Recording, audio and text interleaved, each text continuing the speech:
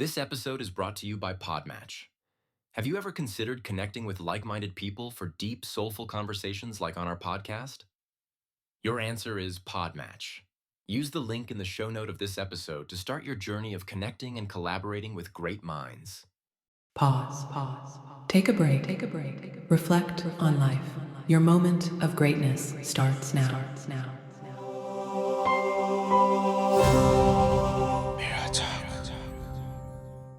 Today's guest uses historical insight and cultural inspiration to empower audiences to rethink and reimagine how they lead, teach, pastor, and parent. He's a professor, author, and speaker. Welcome to the show, Rick. How are you doing? It's good to be here, Toby. Thank you for inviting me on to your wonderful podcast. And to everybody out there in podcast land, you're listening to one of the best out there, telling us and having some conversations. Looking to have a good talk with you today, Toby. Awesome. Thank you so much. It's such a huge blessing to also have you here, Rick. I'm so glad that we're able to connect, and I'm looking forward to everything I'm going to learn from you. So, before we, dive into all of the wonderfulness that you've done so far in the past and what I'm going to learn from you also, I would just love to know what inspired you to become a cultural historian, a leadership professor, and an inspirational speaker. It wasn't like I just woke up one day and said, "This is what I want to be." When I was a kid, I wanted to just be a cowboy. I grew up in Mm, Montana, out in the wild, wild west in the United States, and I just wanted to be a cowboy. And later I wanted to do theater, do drama, maybe go to Hollywood or something like that. But yeah. along the way, I started out in the church world and as a pastor and did a lot with youth, working with young people and such. And in the process of doing that, I became very interested in just knowledge and information development. How people develop, how they think about things, and how they look at life. And suddenly, I started doing a lot of writing on that, and then I started to do some speaking on it, and eventually some teaching on it. And as life went on, really the people around me started to define and help me understand who I was Mm, by how they gravitated towards my messages. And when I talked about leadership, that became a real key area for me,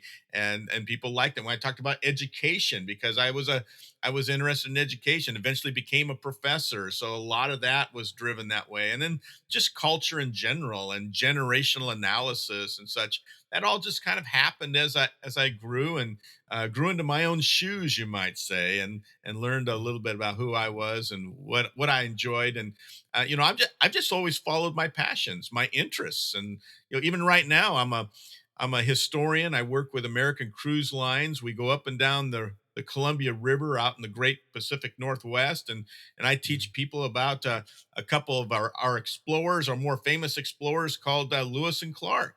And mm. that's just my job. I get to sit on a boat all day and talk to people about history and culture Yeah. and the geography of the Pacific Northwest. And it's just good. It's a Yeah. good life. And you can't script life. You just let life pretty much scripts you. And being finding those niches are key to finding success.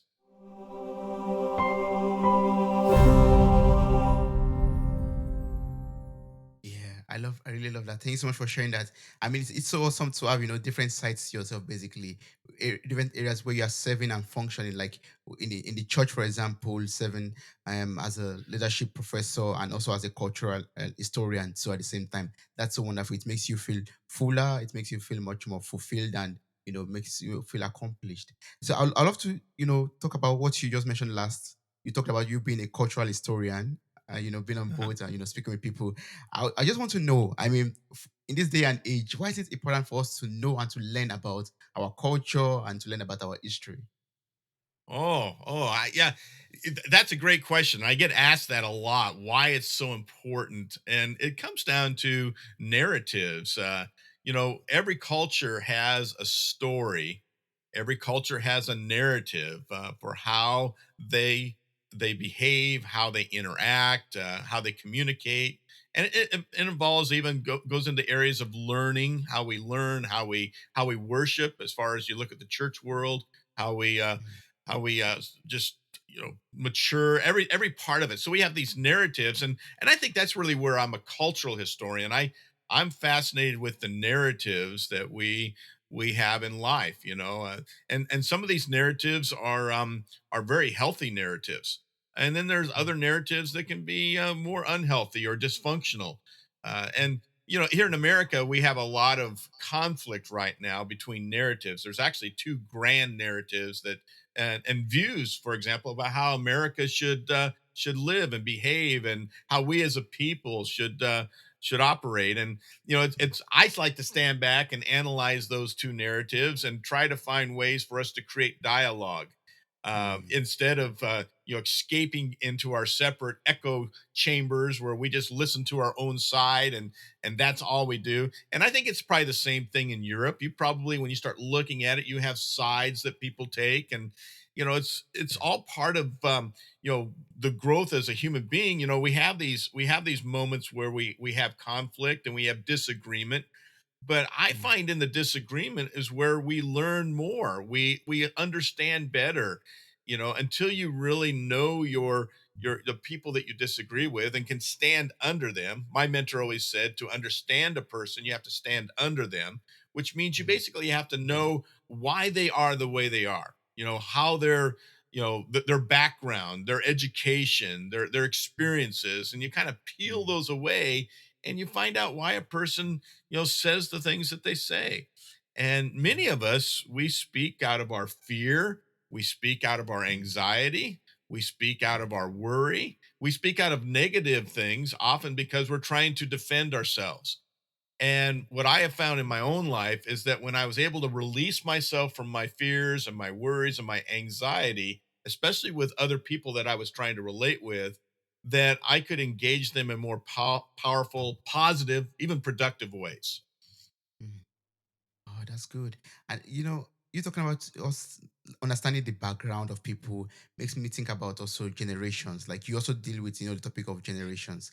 Like, can you enlighten us on the various kinds of generations that we have and their characteristics? Because the motivation for this question is because in this day and age, we have different generations in operations currently. We have I think Gen Z, for example. We have different the millennials, for example. We have the baby boomers, and it's possible that you have all of them in a room together, and you don't get to understand each other because of the different characteristics. So, can you enlighten us on all of these, generations that we have?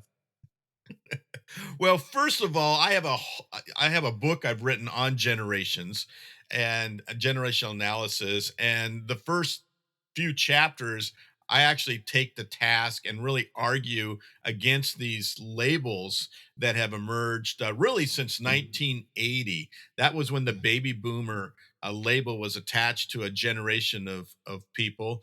But even since then, Gen X, I'm often called Gen X, Gen Z, as you mentioned, the millennials, all those are labels and they mean very little. In fact, when you start talking with people about it, they go, they don't know where they begin. Am I a millennial? Am I not a millennial? mm, Gen Z, what? And I want to throw that all out. Let's start by maybe wiping the slate clean and thinking differently. And that's what my book Gen Tech is about. I prefer mm, to look at generations through the eyes of technology, and in particular, the technology that we come of age to. Between mm, the ages of 10 and 25, commonly known as puberty, but ages 10 to 25, we grow up. And as we're growing up, there is a technology out there. And this is what's fascinating to me, is because when I started to research the technology, I'm fascinated both with generations, but I'm also fascinated with technological change. About every 10 years, a new technology that's really a defining technology pops. It emerges and it finds traction. It finds a footing within the culture. And if you are coming of age, ages 10 to 25, if you're growing up in that period and that technology, and usually there's one or two, there are usually two technologies that pop for you in that time frame, that's really what defines you. So you're not a boomer, you're more defined by the television. technology Mm. or by space technology. You're not Gen X. I'm not Gen X. I was more defined by, again, maybe late space technology, but Mm. also uh, video games and cable television, surprisingly enough. Millennials, when you look at them, their technologies tend to be the computer, the personal computer, the Yeah. cell phone, the Mm. internet. And then Gen Z's been defined by what I call the I technologies. In fact, I don't call them Gen Z at all. I call them the I tech generation. The I technologies of iTunes, streaming technology. It's now called Apple Music, Ah, but yeah. iTunes, iPads, iPods, iPhones, the smartwatches, all those types of technologies, cloud and stream technology. That's really what's defined the generation born since the year 2000. They're not Gen Mm. Z at all. They're technologically rooted to those cloud and stream, cyber types of technologies. And the newest generation that I talk about in my book is the robo generation, born since the year 2010. They're only about 12 years old and younger right now. But this generation is growing into a world that they're inhabiting, that the technologies are robotics, artificial intelligence, and holograms. Those three Mm. technologies are really going to guide and guard and really frame their personality in the years ahead. And again, my book Yeah. Gen Tech, it is an American story. A lot of people say, tell me more about it. I have framed it through the Mm. American technologies and the American story because different, over in Germany where you're at, you may have had these technologies, but maybe they popped at a little bit different time. So Mhm. this is purely an American story. I that bias is right there, but I got to tell you, it has a lot. If in Europe, I think a lot of Europeans would find it very helpful as far as Yeah. understanding their generations as well.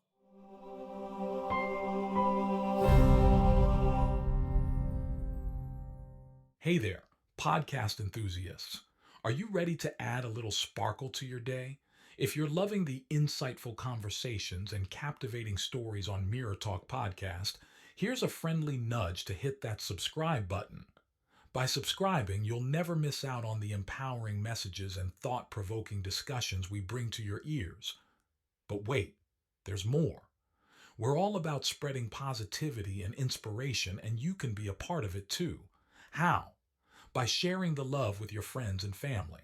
Share this episode with your loved ones, and let's create a ripple effect of empowerment and growth together. And hey, if you've been enjoying what you hear, why not take a moment to leave us a glowing 5-star review? Your feedback fuels our passion to keep delivering content that resonates with you. So hit that subscribe button, share the love, and leave us a review. Let's keep the conversation going and spread the Mirror Talk magic far and wide. Thanks for tuning in, and remember, your support means the world to us.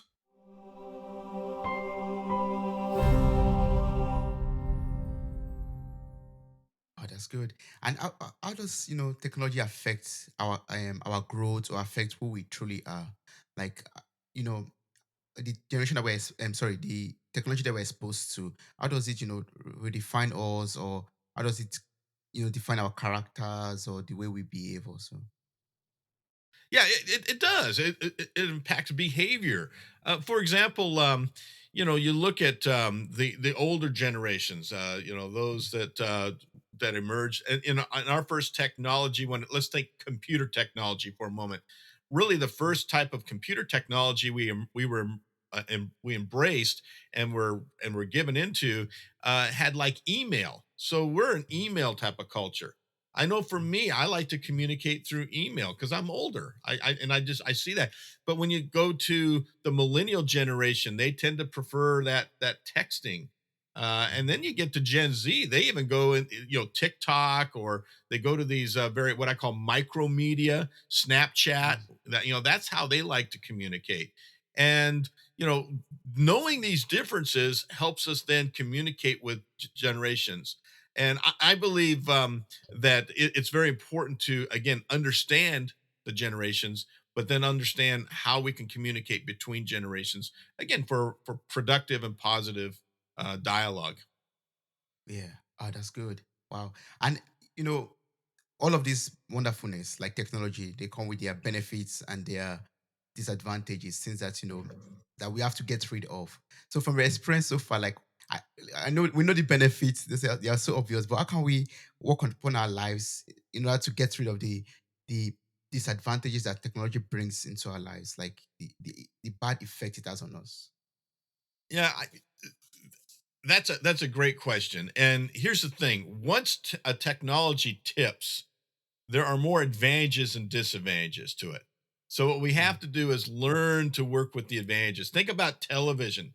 Well, even before that, radio, or even before mm, that, motion pictures, or even before that, the automobile.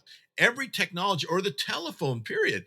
Every mm, technology, as it was coming up, as it was trying to pop, as it was starting to have its tipping point in the culture, there were always people that were resistant to it. There were people back when the telephone, came along, that thought that there were demons, there were spirits that were in that telephone, and that it was yeah. evil and stay away from it. The radio was considered evil as well. It was considered a time waster. Mm, The television is all these technologies, and you think about today, the when I start talking about robotics or artificial intelligence or holograms, a lot of people go, no, they start backing off and let's resist it. But these mm, are now tipping, and as they tip, the usually it's the younger generation that gravitates towards it. The younger generation is the one that tends to adopt it first, and then as mm, it becomes more mainstream, that's when we start looking more at the advantages. The smartphone right now gets picked on a lot, and I think it has some good reason to get picked on. There's social media and stuff. Has a way of being divisive and narcissistic and egocentric and all that other stuff. And that's true. But the reality is that social media has also done something that we have to look at the advantages of social media. It brings people together. You're able to communicate. Right now, think about all the news. If when you think about news stories, if it wasn't for social media, changing the cycle. It used to be that you had once a day you would get the news, yeah. usually given to you maybe, and then eventually became once an hour you would get the news. What's new? That's why they call it the news. But now news happens 24/7, 365, right on the spot, and social media has really helped that out. And I think that's good because a lot of news in the old world, and I talk about the old world that we were emerging out of, the old world, when news happened, it could be censored. Oh, we don't like that piece of news. We don't want people to know that, so we won't tell them that. So that doesn't get spoken. It gets put Mm, on the back page of the newspaper. It gets put down in real small print so nobody notices it. mm, The more important the news was, the bigger the print, the bigger the headline, more on the front page. Same thing with yeah. television, same thing with radio. What was Mm, we always led with the headlines, you know mm, but then also it allowed news to be spun a little bit. We could spin the news, we could create narratives that we wanted to create just by putting the headlines in a certain order. And again, I find that fascinating. That's how a lot of cultural narratives get going, is that it's the spin on the news. I don't know mm, how it is over there in Europe, but here in America, everybody's trying an event happens and everybody's trying to spin it in their direction to get most of the people to believe whatever it is. If more people believe this direction, that's where everybody goes. If more people believe that direction, that's where everybody goes. So the mm, spin is so critical to cultural narrative, to the story that we find ourselves in. And and mm, and so the smartphone has actually contributed to that in a very positive way. I think that's been helpful. The smartphone, when you think about all the advantages, GPS, you think about the advantages. I can listen to music on my smartphone. I can watch television on my smartphone. It's really changed the way I live and operate. And again, some people would see those as negatives. Maybe so. yeah. Okay, you can argue that. But I think in general, most people have now see the smartphone as being very advantageous to their lives, Yeah. and so it's not that bad of a beast of a machine anymore. It's now a Mm. stepping stone to the next new world that we're inhabiting. Yes, I mean, I totally agree with that. Like, even taking Instagram for an example, I believe it depends on the way we use this technology or social media platforms that gives us the results that we are looking out from it basically. Like for example, I'm going to ask you about sorry about I'm going to ask you about positive mindsets. And, when it comes to social media, for example, Instagram as a case study, it depends on what you put on your feed, people that you follow, that depends on what you see or what you're exposed to also. And, I try my best to, have this kind of self-care posts or, pages, personal development pages that I follow. And anytime I open my Instagram account, I find all of that on my feed basically. So, um, I want to take us out of Instagram and come to you, Rick, and I want you to tell us about positive mindsets. Like, with this exposure to technology, different things, unfiltered, basically, how can we still develop a positive mindset in regards to regardless of the exposure to different kinds of toxic content out there and good content out there too? Yeah, just go to your own posting. Think about how you post or what you post about. If you want to have a positive mindset, I really believe that if you look at a person's feed, whether it's on Instagram or Facebook or TikTok or YouTube or whatever, what a person, what a person is, their mindset is really mirroring their heart. Mm, It's your mindset, and what's coming out is really mirroring what's on the inside of a person.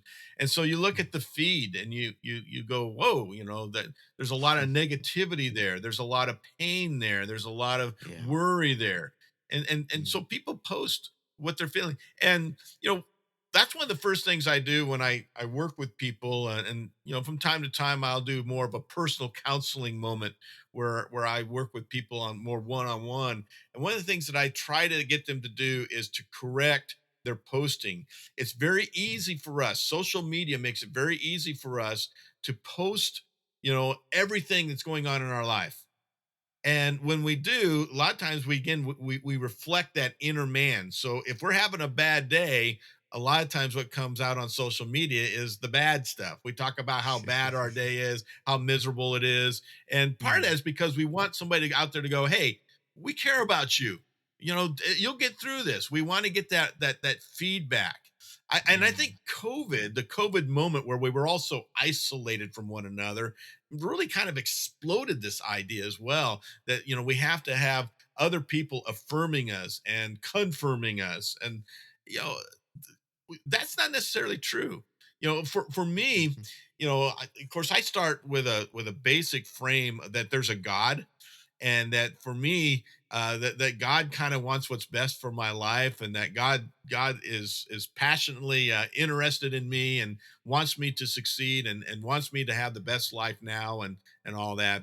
So I kind of start with that frame, and with that, I can then back away and go, is this necessary?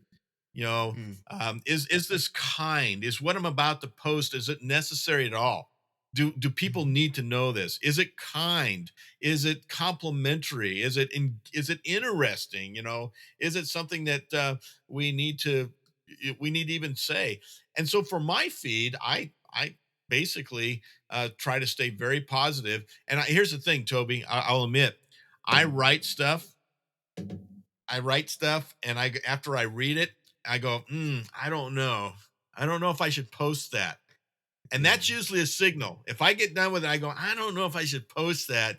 I just kind of take that particular panel, and I just put it down in the bottom of my desktop there, or my phone, and I just let it sit for 24 hours. And then I bring it back up and I look at it again. And almost always, I would say 99.9% of the time, when I bring it back up 24 hours later, I'm glad I didn't post it. You Wow, know, that's good. I'm glad That's I good. didn't post it.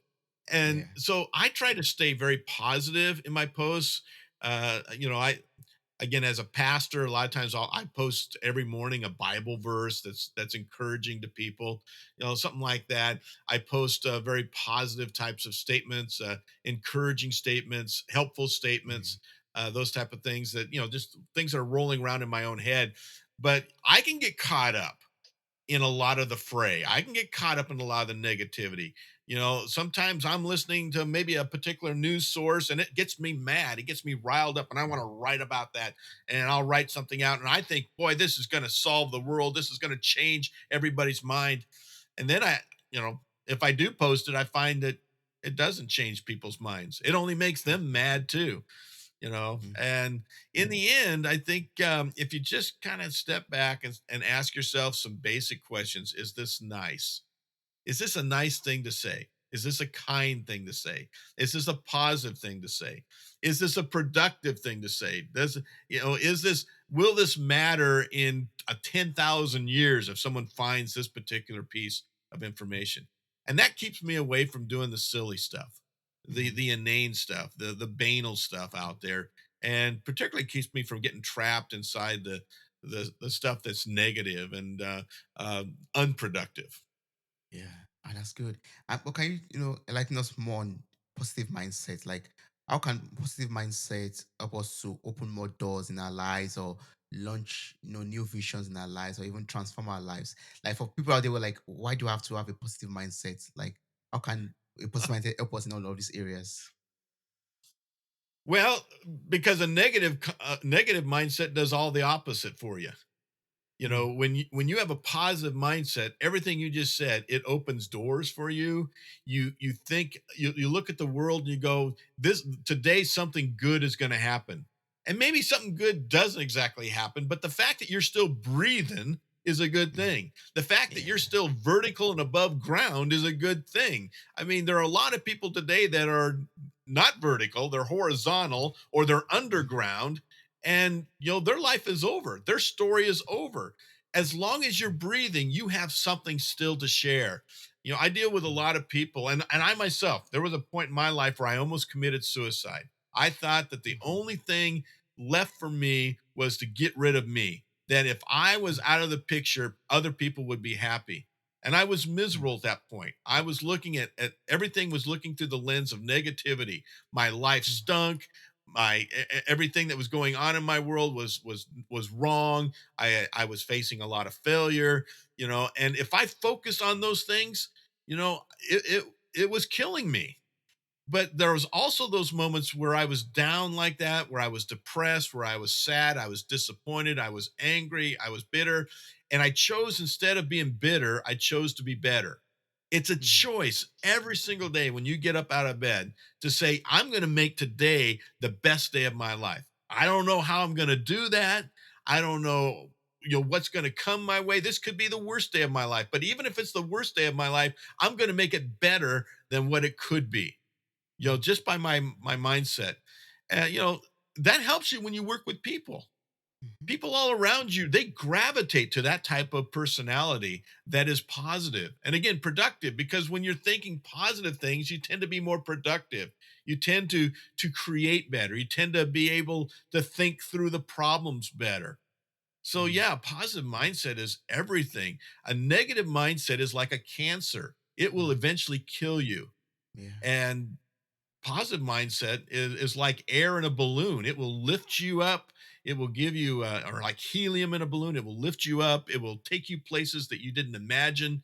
Mm, And my whole life is built around that positive mindset that there is always something better. I'll confess, I'm 59 years old. I yeah. don't feel like I'm 59 years old. I Yeah. hopefully don't look like I'm 59 years old. But you want to know something? I believe the best days are still ahead of me. Wow. My best moments, the best writing that I've ever done, the best thinking that I've ever done, those are all in the future for me. Mm, I just believe that. And I've had some great moments. I've mm, seen the world. I've been to every state in the union, in the United States. I've been to every one of the states. I've spoke all over the world. I've had great moments. I've mm, had great experiences. I have wonderful memories. If I died right now, my life would be totally, I'd be like, thank you, God. I've had a wonderful mm, life. If this was the very end of my life today, but I don't believe that it is. mm. I'm talking with you, Toby, right now. Yes. And there might be somebody out there listening right now that's at the end of their rope. And I'm saying, just hang on one more day, Mm, because at the end of the rope, sometimes there's a miracle just waiting for you. And, yes. That's it comes with that positive mindset that there's something better on the way. If it's just even in the next minute, in the next hour, in the next day, in the next year, or for the rest of your life. Wow, I really love that. Thank you so much for sharing that, Rick. Like there's always hope. There's always something at the end of the line for you. Just hold on, hold on. And I'm so glad, I'm so happy that you talked about, your experience with suicide also. Like, Yeah. how positive mindset helped you to overcome that suicidal phase of your life. I don't know if you would love to go deeper into this and help us maybe understand better how you were able to escape this suicidal thoughts of your life, or um escape this. I won't call it a phase. I want a phase. I don't know if you can call it a phase, or this situation in your life. No. Basically, how are you able to do that? Well, for me, it's my Christianity, to be honest with you. It's Mm, my faith. One of the things that I love about the Christian theology, the story, the way Christianity works is it's built around, Jesus dying on a cross and then 3 days later on a Sunday morning resurrecting back to life. I mean, it doesn't mm, get much worse than that. Dying on a cross, a horrific death, a death that he didn't deserve. I mean, he was wrongly put up on that cross, and even when he's on that cross, he's saying, Father God, Father, forgive them, for they don't know what they're doing. Which is yeah. so important to me. There are so many times when people offend me. There's so many times when people hurt me, and I want to get back. I want to get revenge. I want to make things right. And what I've learned myself is that in life, you're not always going to make everything right. There will be a day when everything will be made right, but it may not be right in your life. That's okay. Live now and forgive. Just keep forgiving. For me, it was about finding that forgiveness, not just of myself. I had to forgive myself a lot, but I also had to forgive others that hurt me in my life, that Mm, kind of drove me into these depressions, into this disappointment, into these sadnesses that I would have. mm, Um, but that Christianity is built around the idea Jesus, went to a cross and then he died, and everybody thinks that's the end. See, if you focus on Friday and the death, that's the end of the story. But that's not the end of the story with God. no, Jesus no, came back to life on Sunday morning, mm, and that was a miracle. And if yes. if God can bring back God, I mean, in the Christian story, this idea that Jesus himself is God, if he can come back to life, then what am I worried about? Is there anything in my life that God can't take care of? I mean, if he can resurrect his own son back to life, is there anything that I should be concerned about? I mean, No, if he can take ashes and dirt and make them into a human being, as in the creation story of Adam and Eve, what can he do with me? Little old me. I look at all my failures. I look at all the ashes of my life. I look at how I've ruined my life, and mm, yet God can take that and make something beautiful out of it. So many times we focus on the Fridays of our life that we miss that a Sunday could be coming. And that's what I love mm, about Christianity. It's really what drives my own life. And I know that you'll probably have some listeners out there that don't agree with that don't believe in God. I understand that. That's okay. But if you want to know how I got through it, it's because of faith. Faith mm, not in myself, although there was faith in myself, but a faith in a higher power that could get me through even when I couldn't imagine that I'd make it. mm. Faith also believe that a Sunday is coming where everything is going to be fine. Everything where you're going to be resurrected back Yeah. to life from the dead. Yeah. Where all these societal Yeah. thoughts will vanish and you become a better person and you're able to forgive yourself and have a better life or a new life, basically. Yeah. That's Yeah. good. And another way to look at it is like the nighttime. A lot of times when we're in the middle of the night, there's nightmares and there's bad dreams, and we're it's there's boogeymen underneath the bed and all sorts of things, and life gets really scary. There's a lot to worry about. Sometimes I wake up in the middle of the night thinking about life, and it just drives me to places where I don't want to go, and I have to think differently because I know something is coming. Mm, Eventually, outside my window there, the sun is going to rise. The sun is going to mm, come up and it's going to be a brand new day. And so many times when I'm dealing with people, and maybe you know people as well, maybe some of your listeners know with people, they give up too soon. They quit. They quit on themselves. They quit on their dream. They quit on whatever it is they're going for. They quit on their marriage. They quit too mm, soon, instead of fighting through it and waiting for the dawn to happen and allowing something more beautiful to rise over that eastern sky. And that's really what I want to do. My mission in life is to help people to interpret history, to navigate culture, and to explore faith. And Mm. whatever that looks like for you. But Yeah. that's it, and it begins with that positive mindset. Hmm. That's true. I believe faith is very important. Faith is very important and also helps us in developing a positive mindset. Faith helps us to have, have that light at the end of the tunnel or believe that, yes, our better days are still ahead of us, like you said earlier. Yeah, I love that. And Rick, there's one thing, you are an inspirational speaker, and there are people out there who also love to, be an inspiration to people, like help other people to become better too. So how can we effectively be a source of inspiration and motivation to anyone at any time and anywhere? Well, first of all, get some stories in your life. Inspirational speaking comes out of the stories, Mm, and it comes often out of the painful stories that you have in your life. People look at me today and they go, "Oh, you're so positive, and look at all the things that you've done. Why wouldn't you be happy?" I'm mm, going, but you don't realize I was abandoned by my mother at age 12. She walked out the door, left the family, went through a divorce with my family. My dad was abusive to me. I went through some very difficult times as a child. I was angry and bitter as an adolescent. I had a hard time finding relationships to work. Everybody that I thought was going to help me ended up hurting me. mm, I went through a 30-year marriage. I was married to a woman for 30 years and she walks out the door one day. I have all sorts of different things that have happened in my life. I've been rejected over and over and over again. If you're a writer, you know what I'm talking about. Um, yeah. Speaking, when you speak, not everyone's going to get your messages. Not everybody's going to like you. I mean, look at my face. I have a face for radio. I'm not that great looking guy out there, and I don't think I'm all that funny. I have my audiences sometimes come back. Oh, you are so funny.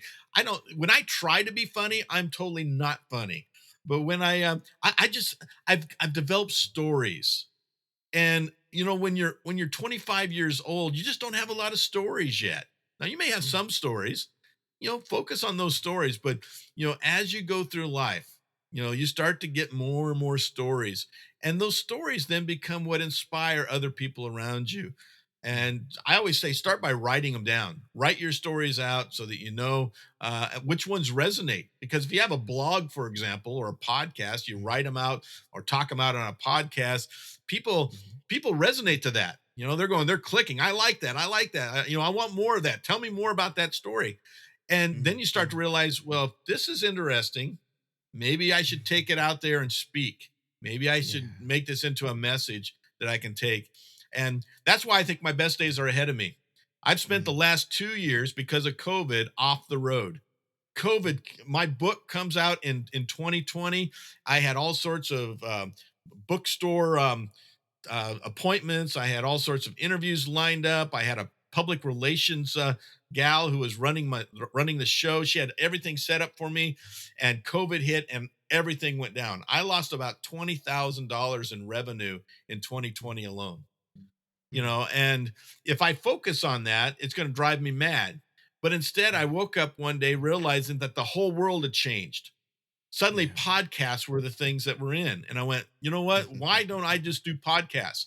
And I Yeah. didn't, people were saying, you ought to do a podcast. I had to have my own podcast. And, maybe someday I will. But for now, I'm having too much fun being on the Toby show here with Mirror Talk. I mean, that's more fun to me, you know, Yeah. is going Yeah. out there and doing that. But you got to work at it, you know?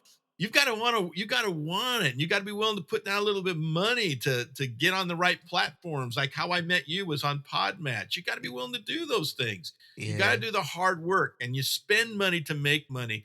And that's how I got my gig with American Cruise Lines. Mm, I get on a ship and I get to go for 8 days, 16 days on these tours up and down this river, spending mm, time with people. And it's just a wonderful life. I mean, mm. it's probably the best job I've ever had, but I Wow. wouldn't have gotten that job if I didn't, keep exploring and working. And, even my doctorate was a moment where I Mm, had to get it. it was part of that story. So Mm. yeah, Mm. Well, get that's some good. Yeah. stories. Yeah, get some stories. Yeah. And also, like you said about, podcasts and having conversations. It's so important for us to, you know, have conversations with people also. Like you gain from their experiences too. And that way they also contribute to your life, also expose you to different things that experiences or life itself might not bring your paths. But by the time you speak, like me speaking with you now, I've gained some experiences that I might not even, experience in my life basically. I've learned some things from you that life might not teach me directly, but I've learned it directly from you already. And that way I become a Yeah. better person too.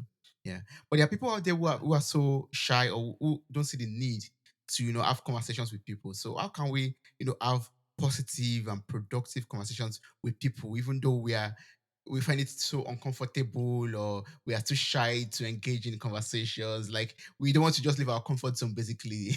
So how can we do this nevertheless? Well, conversation. If you're shy, and introverted, that's okay. I was that way.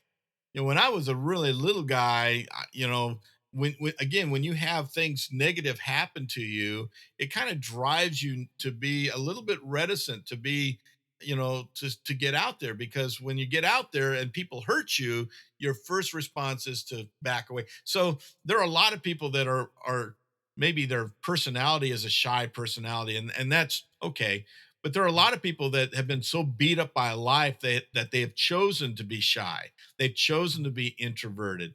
And for them, I would just say keep risking your life.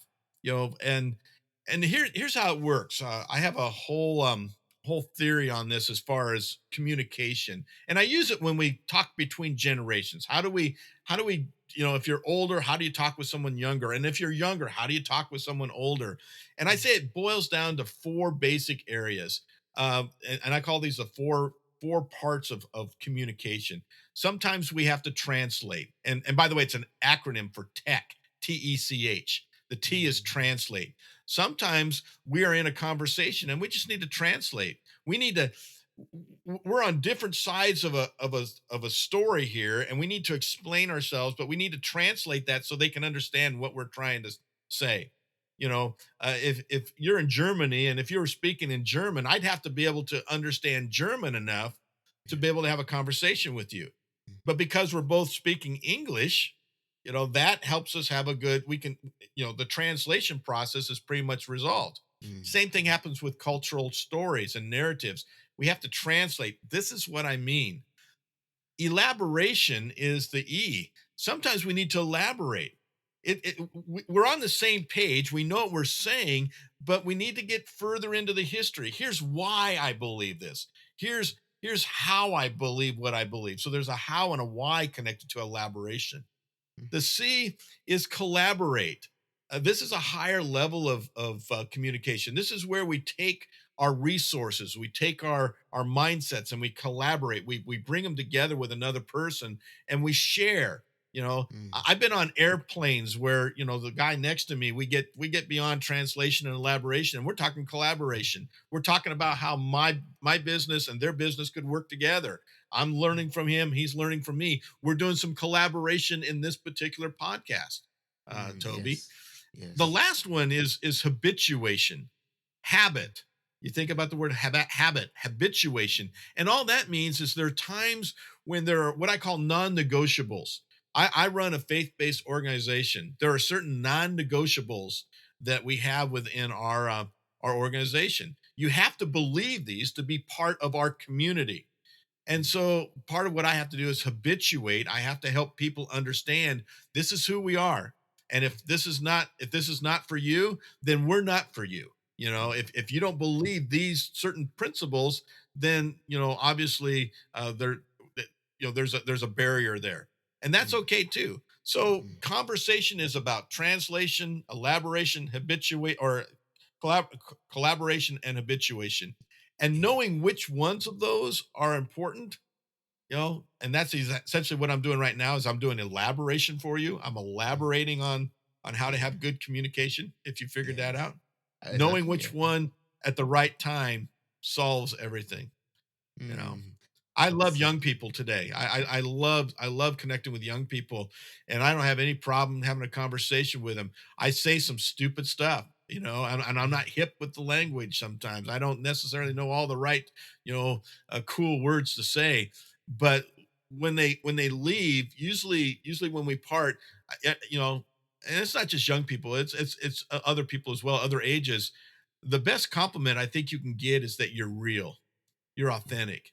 And when I somebody agree. says you're the real deal, I got that last week. Someone said, "You're the real deal." I said, "Thank you." That's the best compliment a human being can get, is that you're real. Yeah. Yeah, So that's true. translation, elaboration, collaboration, habituation. Yeah, just tech is going to help us to become, to have wonderful conversations, to become good conversationalists, basically. Yeah, to be able to have Yeah. that wonderful conversation. Yeah. Yeah, wow. And I might I throw mean, in there, practice makes perfect. You mm, know, mm, the I have had lots of conversations with lots and lots of people. People ask me all the time, "I'm so afraid to speak in public." And I go, "Yeah, I understand. I was too." There was a yeah, time when I was a bumbling idiot when it came to speaking in public.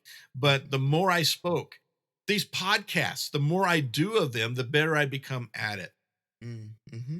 Yeah, I mean, I can testify to that too. Like, I'm also a kind of shy person in my real life, Yeah. but I mean, starting out this podcast too for me was a very very rough patch because I had to start speaking with strangers basically online. Even though it was online, but still for me it was a big hurdle to cross. Like and Yeah. being there, having that conversation, creating connections, and all of that. But like you just said correctly, when you practice with over, I don't know how many interviews we've had, over 200 interviews, it becomes something that's Yeah. just natural, basically. Like, yeah, I just pick up my microphone and I start speaking with you, and it's fun. Yeah, I Yeah. can. And that's the key. That is Yeah. the key right there. Is it fun? If you're Mm, having fun at something, you'll do it again. And yeah. if you feel safe, Mm, see, those are two primitive needs every human being has. We have a mm, primitive need for pleasure, and we have a primitive need for security. If you yeah. feel safe and you feel comfortable, the sky is the limit. Yeah. That's true. Wow. I love that so much. That's great. Yeah.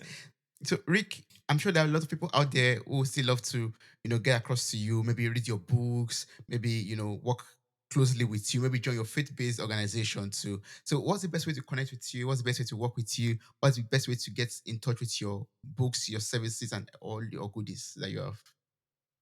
Well, my name is Rick Chromey, and if you just remember that, that's going to get you a lot of places. Rickchromey.com is the best place to find me out there on the internet. And from there, you can learn about all the different things. I have a blog out there. I also have a number of memes, and I do a lot of work there. It's constantly it's a work in progress. The other thing is that you can find me on Instagram, Facebook. I have an author page on Facebook that's continuing to grow that audience as well.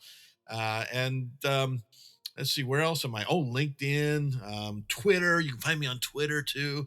I'm all over the place out there, and I would love to Yeah, have you following. And I'd also love to learn to follow you too. I follow a lot of people who follow me just because they're interesting.